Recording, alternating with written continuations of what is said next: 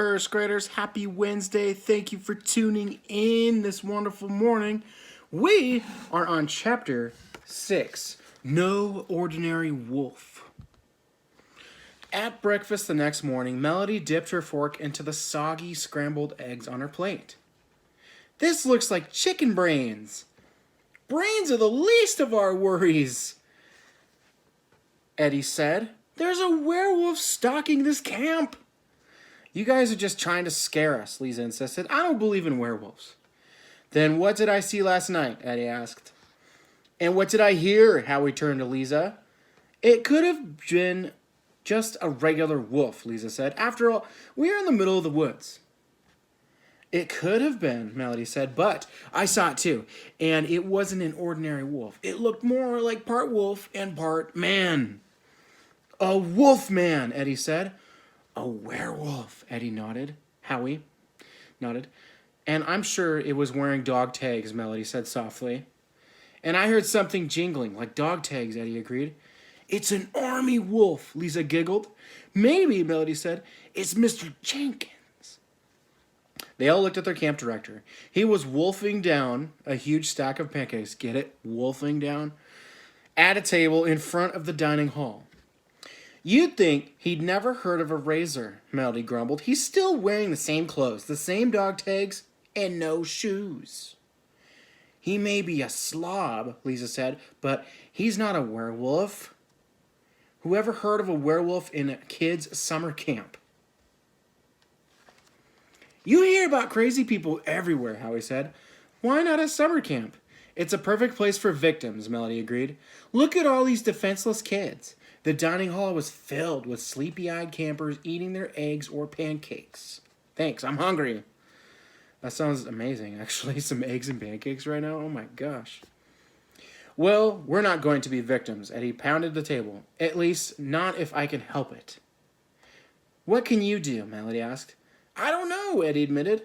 I think we should explore Mr. Jenkins's cabin, Howie said. If we could just get in there, I bet we'd find something we could use. You mean inside Mr. Jenkins' cabin? Lisa asked. Are you crazy? Melody asked. He would not be happy if he found us there. That's a chance we'll have to take, Eddie said. We'll go tonight. Dun, dun, dun. Chapter 7. That was a short chapter. In the Wolf's Den. For the rest of the day, Eddie, Howie, Melody, and Lisa avoided Mr. Jenkins like poison ivy. When he was teaching archery, they took arts and crafts. When he was in charge of canoeing, they took archery.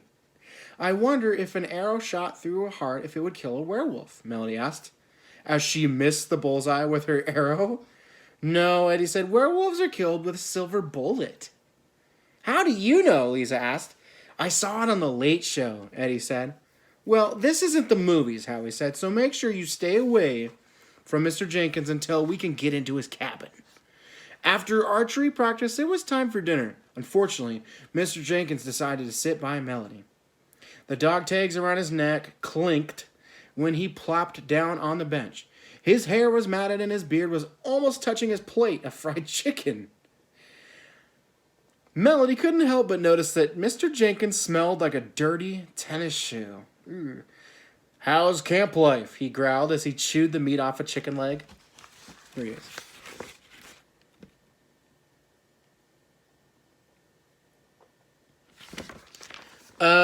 Fine, Melody whispered, edging away from him. Mr. Jenkins sucked on the meatless bone. You better eat, Mr. Jenkins said as he cracked the bone with his teeth. You need to fatten up. There's not enough meat on you to make a good sandwich. Melody pushed her plate of fried chicken away. I guess I'm not very hungry, she whimpered. Can't let that food go to waste. I'm so hungry I could eat an entire chicken, feathers and all, Mr. Jenkins said. He reached over and grabbed a drumstick from her plate. Melody, Lisa, Howie, and Eddie watched as Mr. Jenkins tore the meat from the bone. Then he gnawed on the bone until it was clean. Nothing like a good leg, Mr. Jenkins said as he wiped grease from his beard. You kids better finish dinner. Your cabin counselors are getting ready to teach you how to build a campfire. It is an important skill if you want to survive in the wilderness. Eddie spoke up. Why don't you teach us? Mr. Jenkins scratched his beard and glared at Eddie. I leave the campfires for others to build. I find the heat a bit uncomfortable. With that, Mr. Jenkins stalked out of the dining room hall. Did you see how he chewed on that bone? Melody said. Eddie barely nodded. And did you notice he's getting much hairier? Lisa didn't say a word. She was too busy eating the rest of her food. Mr. Jenkins was nowhere in sight while the cabin counselors taught the campers to build a fire. Where do you think he is? Melody whispered. Where do you think he is? Melody whispered to Eddie. I bet he's already out howling. You heard what he said about still being hungry, Eddie said. Maybe we better not go to his cabin, Howie said. He might not be safe. Melody shook her head. It won't be safe for any of us if we don't go. Melody's right, Eddie said. We'll meet back here at midnight. Be sure nobody hears you sneaking out. That night, after everyone else had crawled into their beds and gone to sleep, Melody and Lisa sneaked out of their cabin. It wasn't long before Howie and Eddie joined them by the ashes of the campfire. Now remember, Howie said, we've got to find something that will save us from werewolves. Lisa shook her head. You guys are so silly. They aren't any werewolves. There aren't any. You might not be so sure once we see the inside of Mr. Jenkins' cabin, Melody said. The windows in the counselor's cabin were dark as they crept up and peeked inside. Just then, the howl of a wolf sounded in the distance. Lisa almost jumped on top of Melody. Howie grabbed Eddie's arm. I knew he wouldn't be here, Eddie said. He's the one doing the howling. Come on, Melody said bravely. Let's go inside. We're lucky the door's not locked, Howie said as the door creaked open. It was so dark inside, they could hardly see anything. Lisa pulled a small flashlight out of her jean pocket and flashed it around. I'm going to show you a picture. Look carefully. Let me get it nice and straight. Notice anything? I tricked you though. Wolf posters. Wolf posters hung on the rough wooden walls. Gotcha. The cabin was only large enough for a small dresser, a chair, and the bed. Books were piled all over the floor. Howie picked one up and gulped. What is it? Melody asked. Howie's voice shook. It's called the Encyclopedia of Wolves and Wolf Lore. That proves it, Eddie said excitedly. Mr. Jenkins is a werewolf. That doesn't prove anything, Lisa said as she shone her light on the book. Maybe he's just a wolf nut. He's a nut, all right, Eddie agreed. A werewolf nut. Look, Howie interrupted. There's a whole chapter on werewolves. See, Lisa, they do exist, Melody said. Howie read aloud from the book.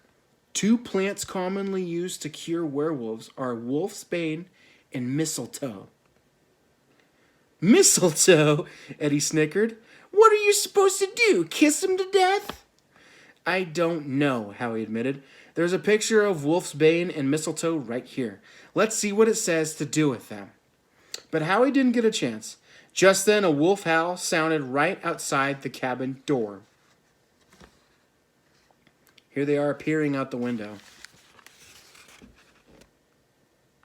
Do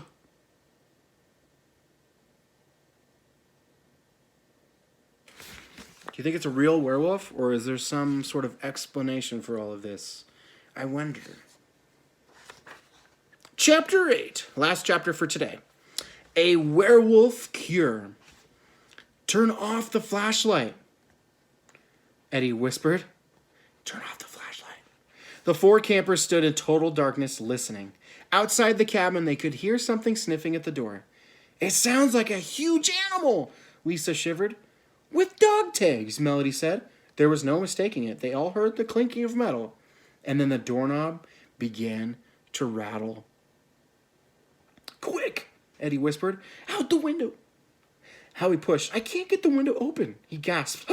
Shh, Melody said. It's leaving. And indeed, the doorknob wasn't rattling anymore, and the sniffing noise had stopped. No one had said a word as they listened. Whatever had been there was gone. I thought we were dead meat, Eddie whispered. Me too, Melody admitted. Now, do you believe there's a werewolf? She asked Lisa. Lisa nodded, her eyes wide. And it wears dog tags, Howie said softly. There's only one person I know who wears dog tags, Melody whispered. Mr. Jenkins, they all said together. After they sneaked back to their cabins, none of the kids were able to sleep. They were too busy thinking about a werewolf stalking their camp. When they met in the dining hall for breakfast the next morning, they were already tired. We've got to get the plants that book told us about, Eddie said as he nibbled on burnt toast. But we don't even know what wolfsbane and mistletoe look like, Melody snapped. I do, Howie said softly. I saw the pictures. That settles it, Eddie decided. We're in the middle of the woods. I'm sure we can find mistletoe or wolfsbane. But I didn't have time to read about those plants, Howie interrupted. We don't know what to do with them once we found them. We'll just have to figure it out, Eddie said. They gobbled down the rest of their breakfast and followed the other campers outside.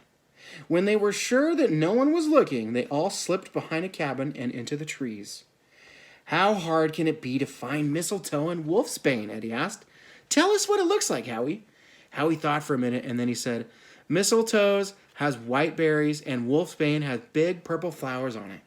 Great, Eddie rubbed his hands together excitedly. We'll find this stuff in no time flat. Then we'll really fix Mr. Jenkins. You don't think it'll hurt him, do you? Lisa asked. Nah, Eddie said impatiently. It'll help him be normal again. All right, my video stopped, so I had to restart it here. Nah, Eddie said impatiently. It'll help him be normal again. I bet he hates being a werewolf. For one thing, he can never have a steady girlfriend if he's turning into a werewolf every time there's a full moon.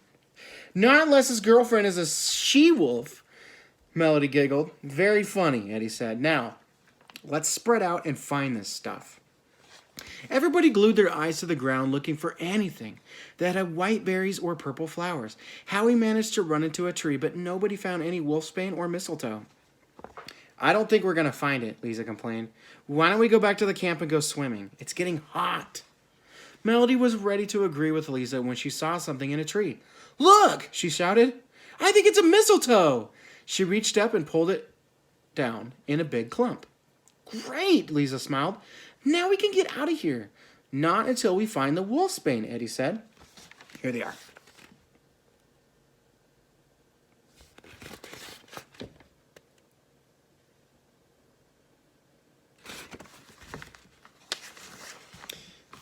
Oh.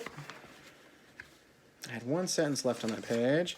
Howie had been out of sight for the last few minutes, but now he came out from behind a tree shouting, Look, you guys, I found some wolfsbane. All right, Eddie slapped Howie on the back. Now we're ready to use this stuff on Mr. Jenkins. How are you going to use it, Melody asked. You just leave that to me, Eddie said. I'll take care of everything. Fine with me, Lisa said quickly. Just tell me the way back to camp. That way, Howie, Melody, and Eddie all said together. Unfortunately, they all pointed in different directions. Very funny, Lisa said, but which way is it really? Don't tell me we're lost, Melody said. We're not lost, Howie said confidently. I'll show you the way. He started walking and everyone joined in behind him. They walked a long way, but nothing looked familiar. We've never passed this rock before, Lisa whimpered. Now we're really lost, Eddie said as he wiped the sweat from his forehead. I knew we should have gone my way. Well, if you're so smart, why don't you just show us how to get out of here? Howie's face was red. I'll do just that. Eddie started walking in another direction. Wait, Eddie, Melody hissed. I think I hear something.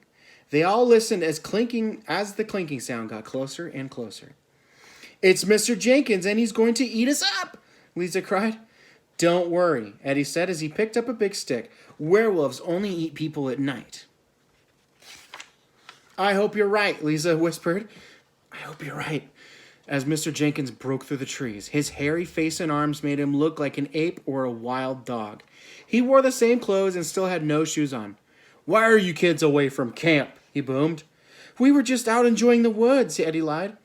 "We sort of lost our way," Lisa admitted. Mr. Jenkins growled more than he talked. "The first rule of camping is to stay on marked trails. You kids might have been lost out here for days. The wild animals would love to have you for lunch." "That's what we're afraid of," Melody said. Mr. Jenkins gave her a dark look and bellowed, "You kids follow me back to camp and don't go out on your own again. If you want to explore so badly, I'll have to teach you to survive in the woods. A night hike might be the perfect time." "A night hike?" Lisa shrieked. "Yes, a night hike would be beautiful this time of year, and the moon is full enough for us to see just about everything." Mr. Jenkins scratched hard at his beard, sniffing the air, and then picked a path through the trees. "Make sure you follow me," he growled. "Now, what are we going to do?" Melody said. "We'll have to work fast," Eddie said. "We don't have any time to lose." The four campers silently followed Mr. Jenkins back to camp with their pockets full of mistletoe and wolfsbane. That's it. That was good. All right. First graders, thank you again for tuning in. I hope you have a good Wednesday. I'm going to mow the lawn today, and I got to take my truck in to get something fixed. It's got an airbag that needs to be fixed, but luckily Nissan is paying for it, so I don't have to pay any money, which is awesome. Also, let's see. Tomorrow I'm going to finish this book, and then we'll have our Zoom meeting. I sent your Zoom meeting today to your parents, so tell them to check their emails and check it out. Yeah, tomorrow is the last day I'm going to read to you guys. I'm going to wrap this book up in one day. So after our Zoom meeting, you're done. Nothing else. That's it. You can enjoy your summer without worrying about anything. First grade related anyways. Thank you for tuning in, and I will see you tomorrow.